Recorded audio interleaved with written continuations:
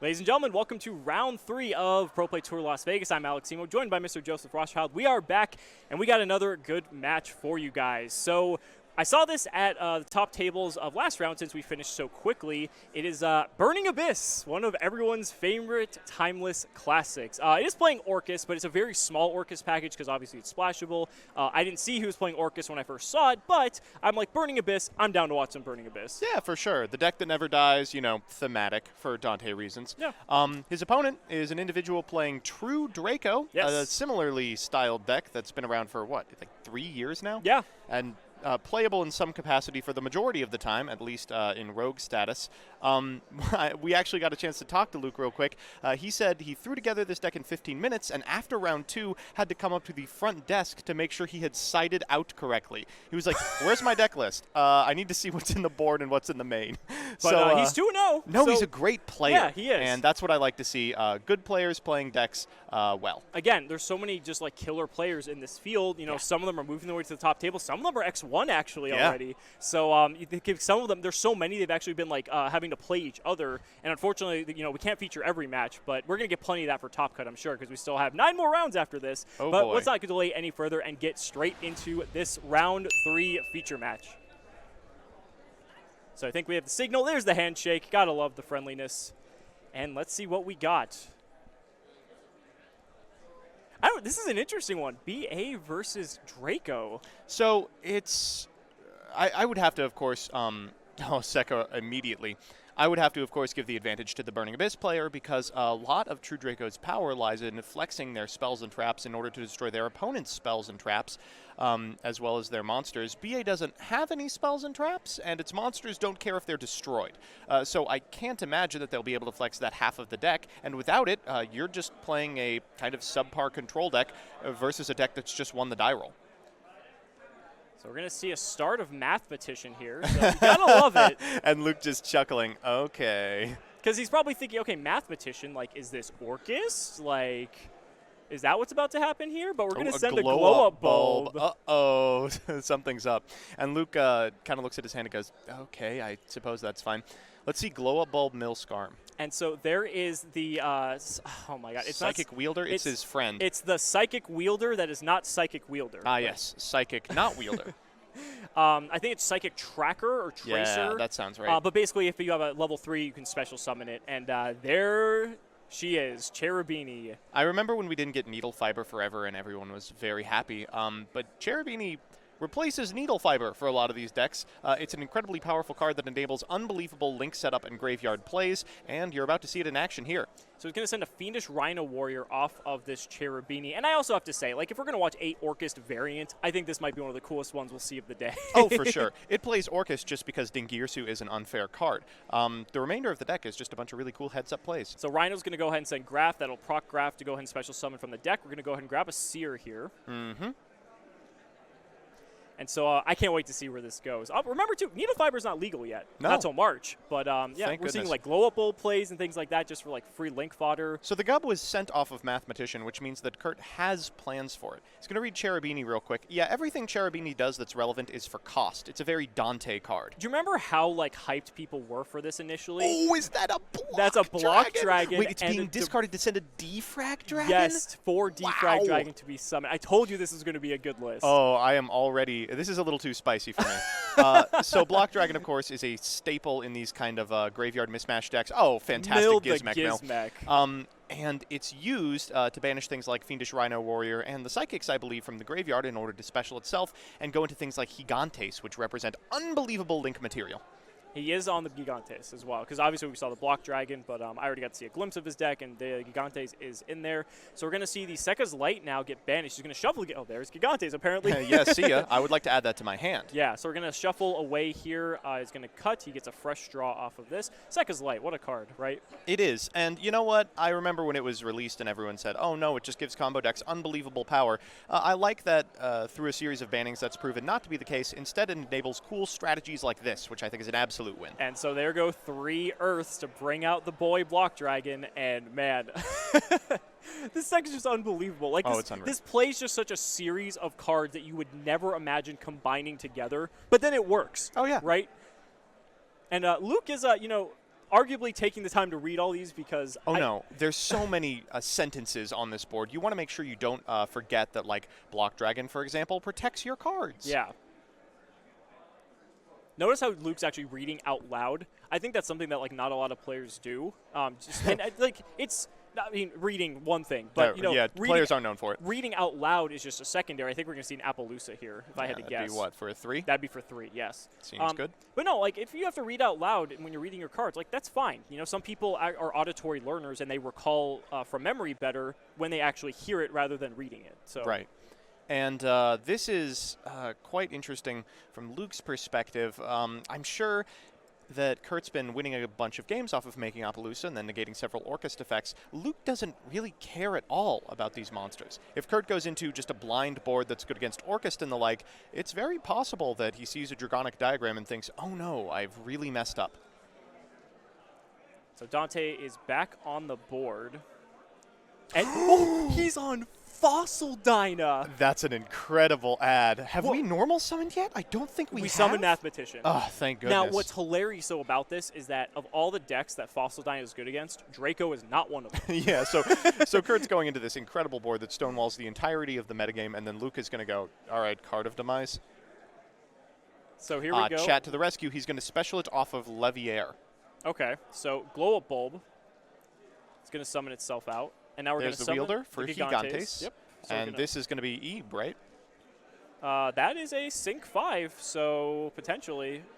Oh, now that actually might be relevant. That is going to be extremely relevant. Draco plays what, in the neighborhood of like 20 spells? Well, of course, it's not the end of the game. He could set a trap and then tribute over it before going into the spell card plays. But it does represent a really specific point of interaction against this deck. Oh my god, I just thought we were going to get Burning Abyss. And Yeah. we're getting just a show here, ladies Burning and gentlemen. Abyss Orcust, I sleep. Burning Abyss Naturia Beast Appaloosa Block Dragon, real. So Block Dragon's going to bring itself back out to the field again. The special summon effect is not a hard once per turn, but I believe the search is. Now Gizmek coming down.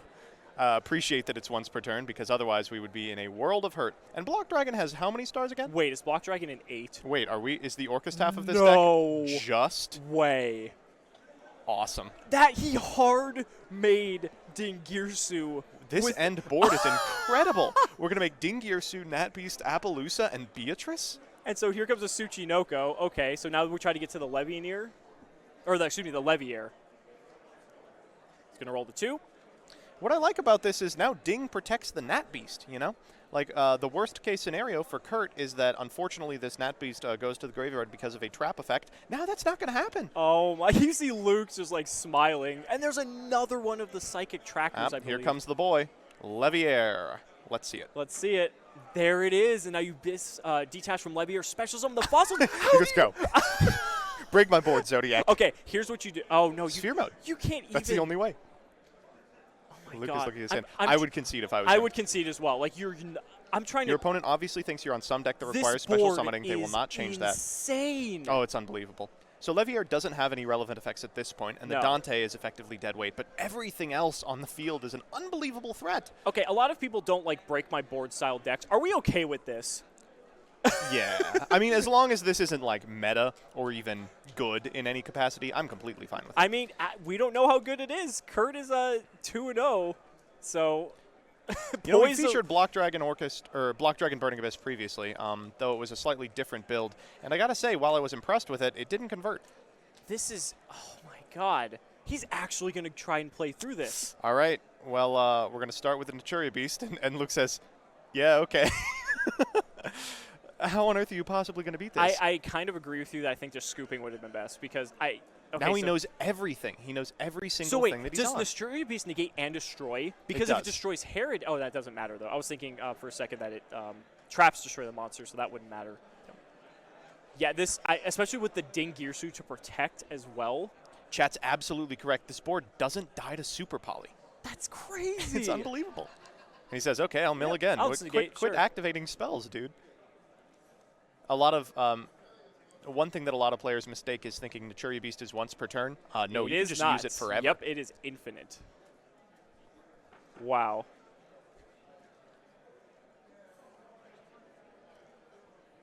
Okay, we'll activate Block he's Dragon. He's going to try to go for I'll Diagram. negate that too, dude. Another Block Dragon in the graveyard off of that one. He's going to, what? Card of Demise to get negated? Yup. Oh, okay, so it gets negated. He's pointing to the Cherry Beast. It's not changing, dog. And then he goes to game 2. I'm not sure at this point if Luke was just doing this like for the show. Like, yeah. Well, Luke, I appreciate it. If you're listening to the VOD, thank you for your service. I mean, his shirt might say it all. We don't know. But The grand tournament of the series is upon us as Season 2 comes to a close with the Pro Play Tour Invitational, where players will be playing for $25,000 in cash and prizes. Still not qualified? Last chance qualifiers will occur on day 1 of our 3-day event and will fire every 8 players, awarding a box in prizing and invites. Be ready to play a few, because LCQs are only $10. Saturday is day 1 of the main event with a top competitor playoff following on Sunday. Stick around for day 3, where we will have team events as well as a variety of side events. For more information, visit ppgeventmanagement.com and come play with the pros.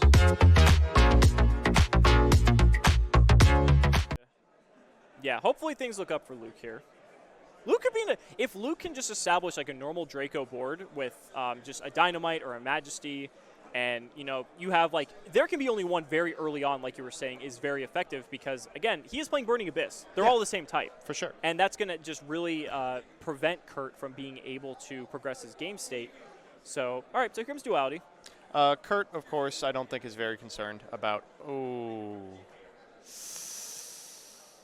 I don't think he's very concerned about how far Luke is going to extend. True Draco doesn't set up an unbeatable board, but wow, that Dark Ruler no more while going first. That's unfortunate. Really don't like to see that. He's thinking about taking Heritage. Taking Dark Ruler no more is fine for the follow-up play, but do you really think you're going to make it through? Nah, you're really at this point, you have to dig for, some sort of way to slow Kurt down, because if you don't have any sort of defensive card, like a Floodgate or just some way to interact on your opponent's turn, Kurt's just going to do exactly what he did game 1, and it's not really going to matter if he has a Dynamite or an Ignis or anything like that, because, yeah, it'll get you a card, but that card doesn't matter if you're going to die that turn.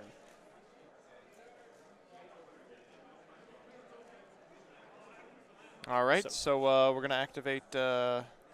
Dragonic Diagram. Yeah, that card's pretty good. It's okay. Yep. That's why the OCG doesn't believe in it. So Diagram's going to pop the Heritage. That's going to net Luke a different card here. It's going to go for another copy of Heritage. Just wanted to get some draws off Heritage, of course. A noble endeavor. So we're going to activate, draw 1 for each of the Draco cards that was sent to grave.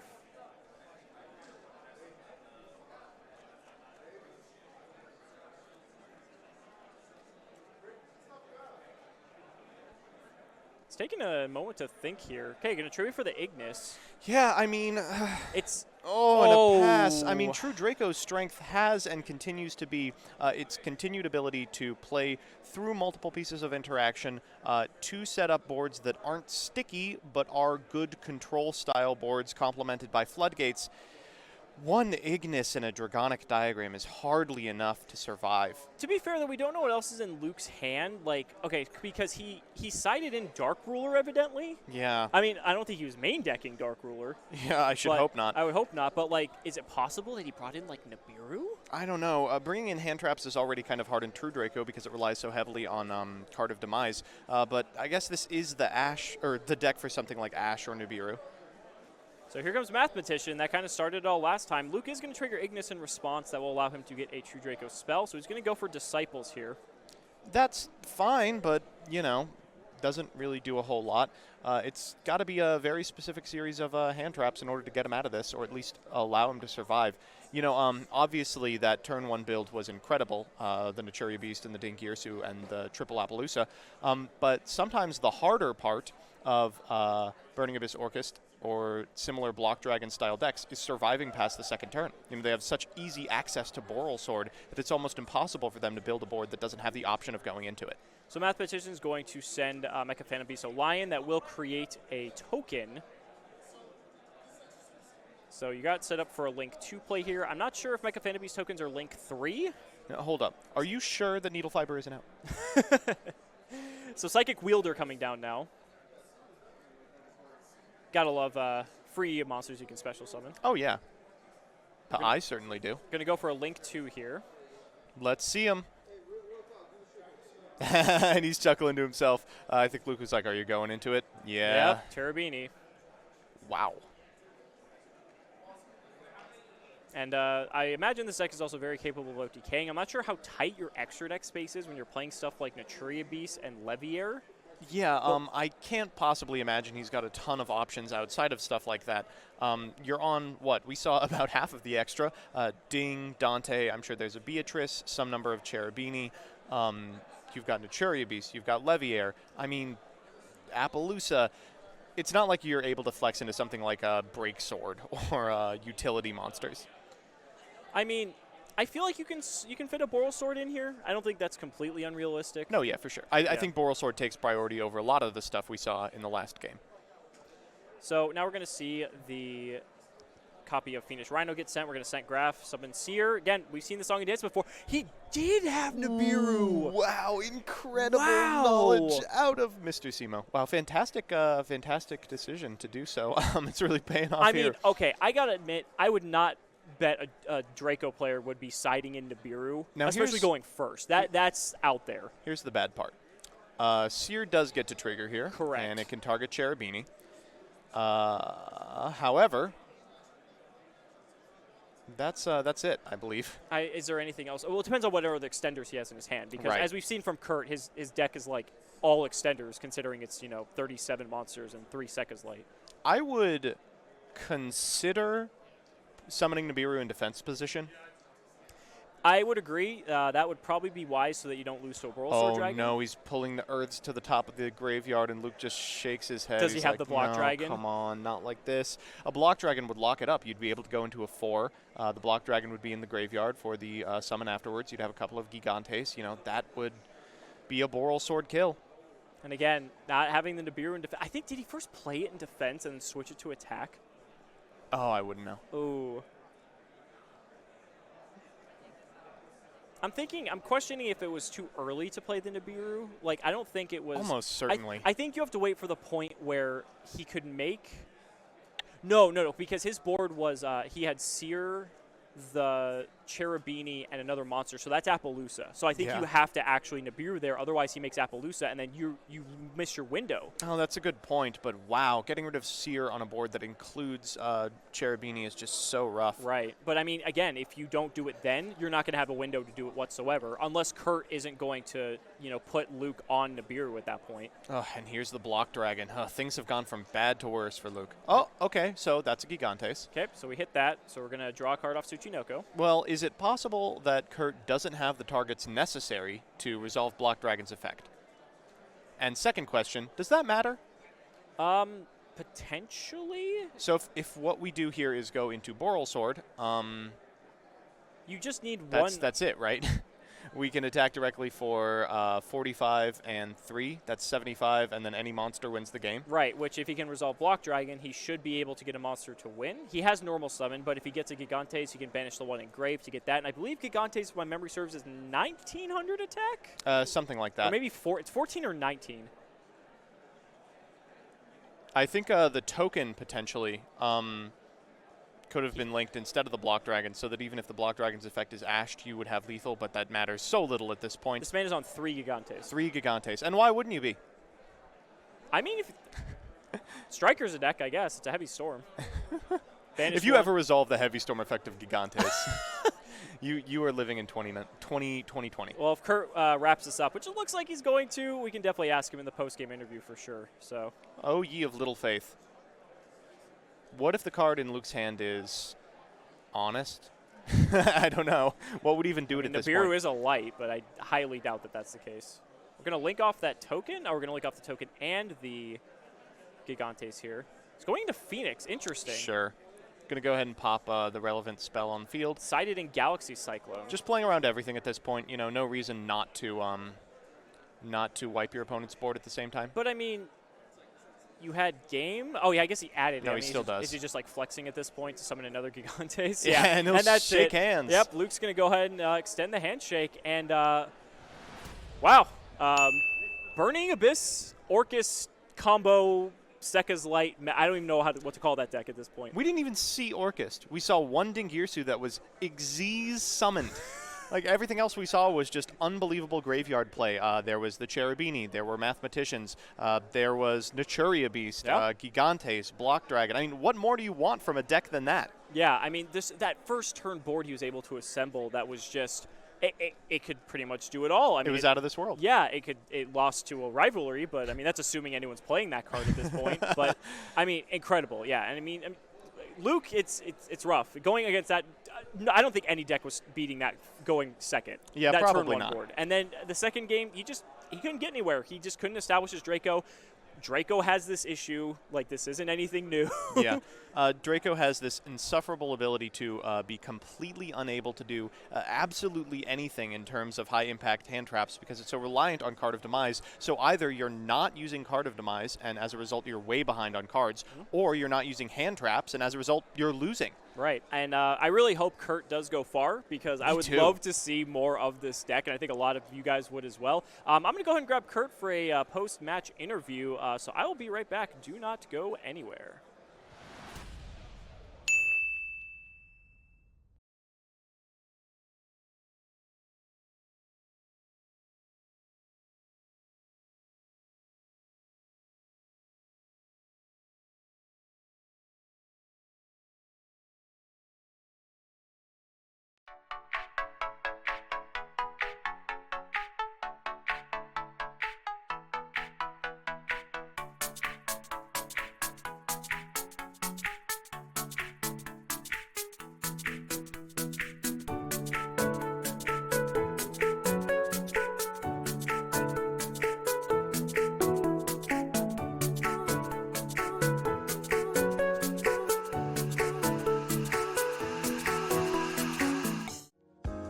Still looking to earn your invite to the $10,000 cash prize Pro Play Tour YuGiOh Invitational on January 24th through 26th in Orlando, Florida? Well, why not attend a Pro Play Tour qualifier at your local game store? Participating stores can host PPT qualifiers with their official Pro Play Tour Store Challenge Kit.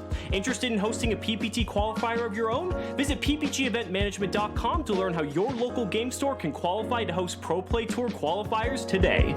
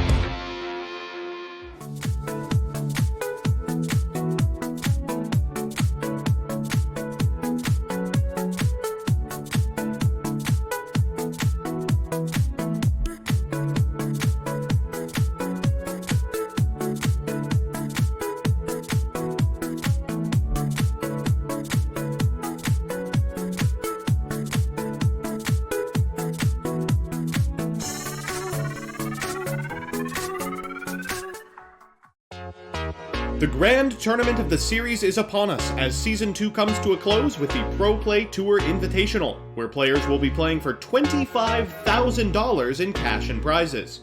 Still not qualified? Last chance qualifiers will occur on day 1 of our 3-day event and will fire every 8 players, awarding a box in prizing and invites. Be ready to play a few, because LCQs are only $10. Saturday is day 1 of the main event with a top competitor playoff following on Sunday. Stick around for day 3, where we will have team events as well as a variety of side events. For more information, visit ppgeventmanagement.com and come play with the pros.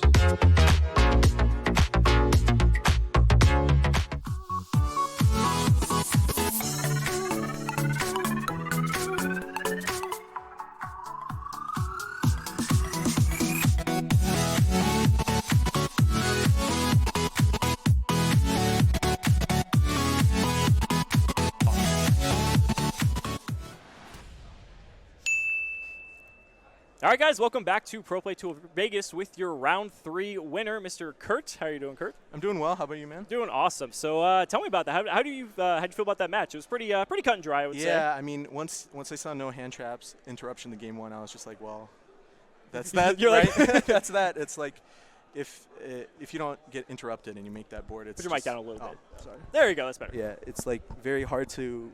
I mean, it's very hard to break that board, you know? Yeah, it's absolutely. That's one of, like, I mean, that the chat was saying, too, like, that board doesn't lose a super poly. Yeah. Like, that plays around so many different things, like, currently in the meta. The only thing I could come up with is, like, being that it was Draco, it actually could be possible that they were playing something like Rivalry, which that can actually out your entire board. Yeah, but, exactly. like, no one's playing that currently, except for a very few obscure people, I would imagine. Yeah, it's like, yeah, I mean, Yeah, what can you do, right? It's very specific outs that are not meta relevant at the moment. What made you decide to play this deck?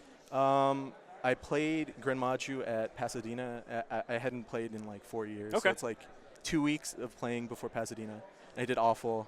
And I was like, I don't like this deck isn't fun. And I was like, sort of, Orcust is interesting. I think it's very, even though the combos are linear, the tiny interactions that the deck has, it's so interesting. Absolutely. So I was like, sort of on the fence of picking that up. And I was just like, I did awful at Pasadena. I did awful at the regional I just, in general, I was just like, I'm going to play for something I like. I picked up Burning Abyss like back in Duelist Alliance. So yes, great format. Like, I figured it's not really a Burning Abyss deck. It's like my buddy complains that there's a lot of like Shadow decks at the top, but it's like 2 cards, Shadow Fusion, 2 cards.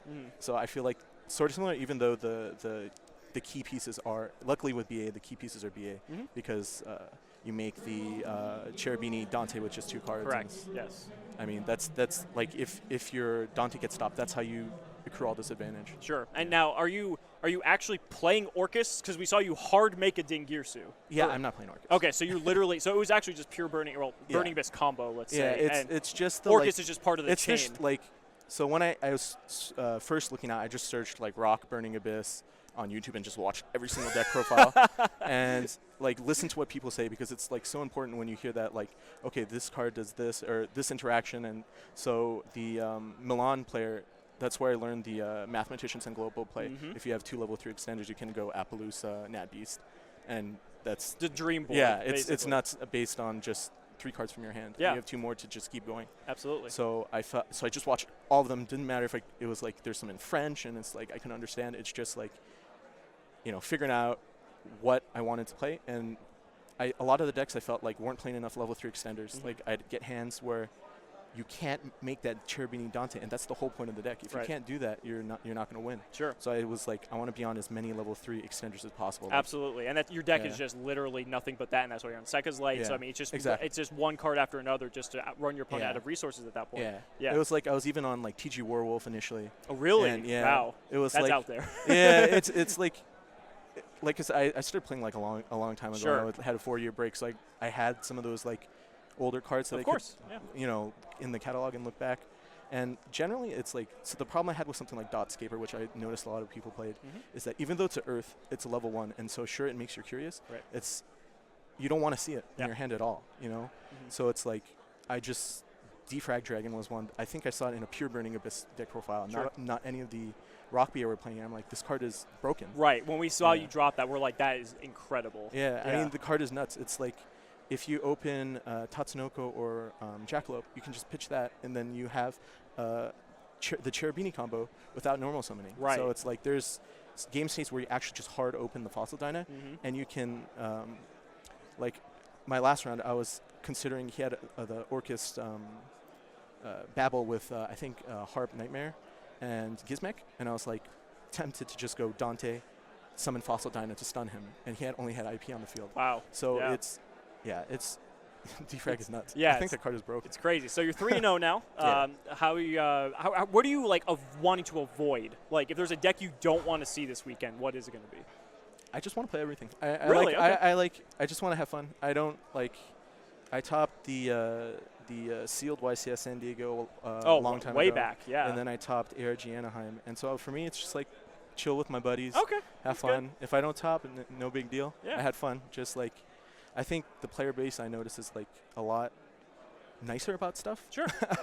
Like, I mean, people are still salty, of course. That's it's going to happen in YuGiOh. Of course, it happens in every game. People don't understand that no matter how skilled you are at the game, there's always going to be an element of luck. So you can't get mad really. And people make mistakes too. Yeah. And it's like it's always best to self-reflect on your own mistakes. Absolutely. And that's how you're going to get better. Absolutely. So For I mean, sure. I think a lot of people are more in that mindset now than I noticed in the past. So. Yeah, well, that's good, and I think that just appreciate makes it. collectively we just all get better and we get to enjoy the game that we love. Yeah, exactly. Kurt, thank you so much. Guys, don't go anywhere. We will be back with round 4 of Pro Play Tour Las Vegas very soon. Stay tuned.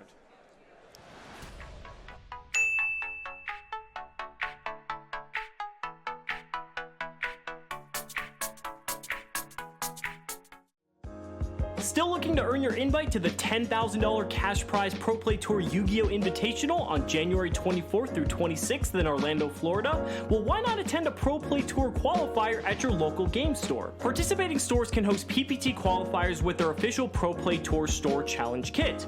Interested in hosting a PPT qualifier of your own? Visit ppgeventmanagement.com to learn how your local game store can qualify to host Pro Play Tour qualifiers today.